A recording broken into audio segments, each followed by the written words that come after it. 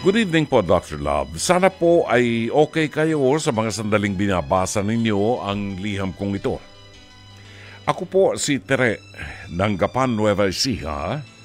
May anak po akong 24 anyos na si Casey. Bilang magulang, gusto ko po sanang magkaroon ng trabaho ang anak ko. Yun bang makapagtrabaho siya sa malaking kumpanya o kahit na hindi malaking kumpanya. Basta meron siyang regular na sahod. Yun nga lamang, parang iba ang gusto niya. Meron siyang 2 pang kaibigan at balak nilang magtayo ng maliit na coffee shop as business nilang 3. Nag-train naman sila kung paano magiging barista, kaya may knowledge naman sila pagdating dito. Pero pagdating naman sa pagpapatakbo ng business, parang hindi yata sapat ang kaalaman nila rito. Wala pa kasi silang enough experience on how to run a business. Hindi naman sa pakikialam, Dr. Love, pero paano kung hindi maging successful ang business nila? Lalo na't marami ng coffee shop sa lugar namin, rason naman nila, hilig at passion kasi nila ito. Sa totoo lamang, hindi rin kasi biro ang hihiraming pera ng anak ko sa amin ng kanyang tatay. Hindi sa ayaw namin siyang pahiramin, pero hindi rin kasi natin alam ang pwedeng mangyari sa kanilang business. Don't get me wrong, Dr. Love. Gusto ko rin makitang lumago ang at maging successful ang business nilang magkakaibigan, pero ayaw ko rin makitang bumagsak ito. Ano po ba ang dapat kong gawin o ipayo sa anak namin, Dr. Love? Hahayaan ko na lamang ba siya sa gusto niya?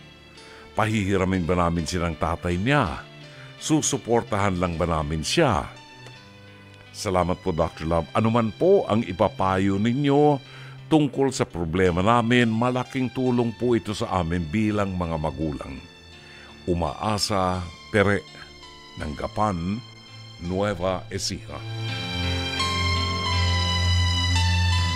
Maraming salamat, Tere, sa iyong pagtitiwala sa ating programa. Alam mo, Tere, napakaswerte mo kasi ang anak mo na si Casey sa edad na 24 anyos, ang pinagtutuunan niya ng pansin ay makapagtayo ng maliit na business, coffee shop.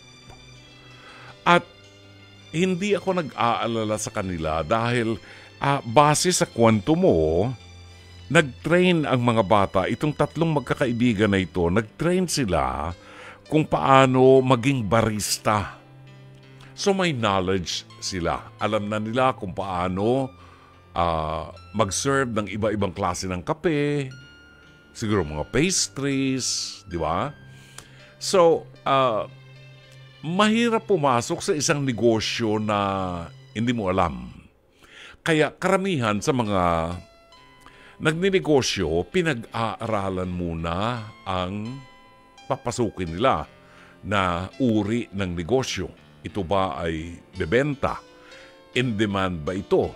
May demand pa sa ganitong klase ng negosyo. Na tayong mga magulang, nandyan para sumuporta sa ating anak. Ang sa akin lamang sa iyo, Tere, ang anak mo ay hindi nalululong sa ipinagbabawal na gamot. Ang anak mo ay hindi nalululong sa nobya niya na buong maghapon ay nandun sa kanyang nobya.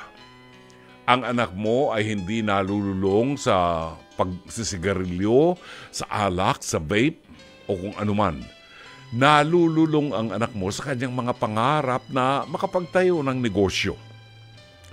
Kung ganito ang magiging anak ko bilang magulang, I will be the first to support him. Kung ang kailangan ng anak mo ay pera at meron kayo maitutulong na pera, well then good. Tulungan natin. Pero hindi mawawala sa atin bilang magulang ang magpaalaala o magbigay ng advice sa ating mga anak. Tandaan mo lamang, Tere, tayo ay magtitiwala dapat sa ating mga anak.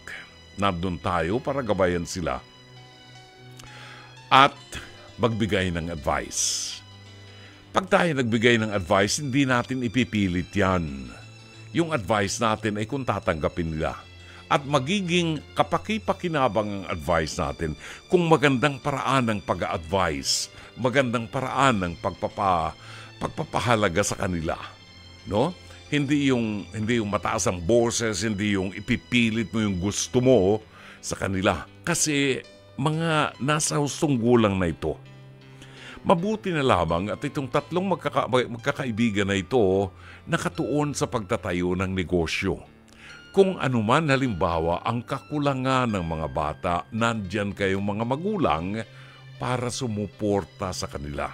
If I were you, I probably would love to meet the parents of your mga kaibigan ng anak mo para magkakwentuhan, para magkaroon kayo ng bonding. Ang sa akin lamang, mas maganda na makita, Tere, ng iyong mga anak. Mas maganda na makita ng iyong anak at ng kanyang mga kasama sa business na nandyan kayo para sumuporta sa kanya.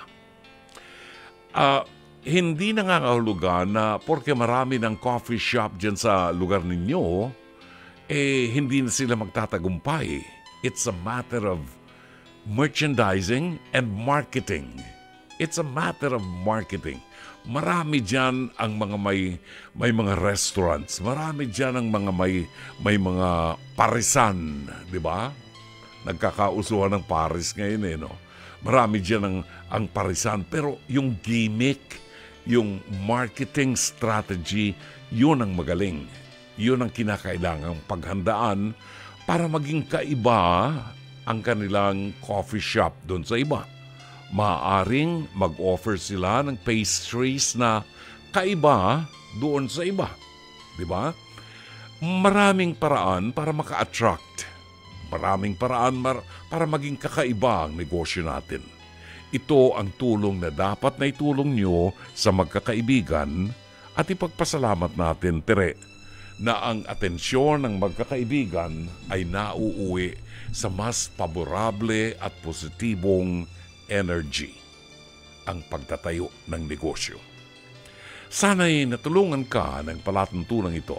As always, Dr. Love.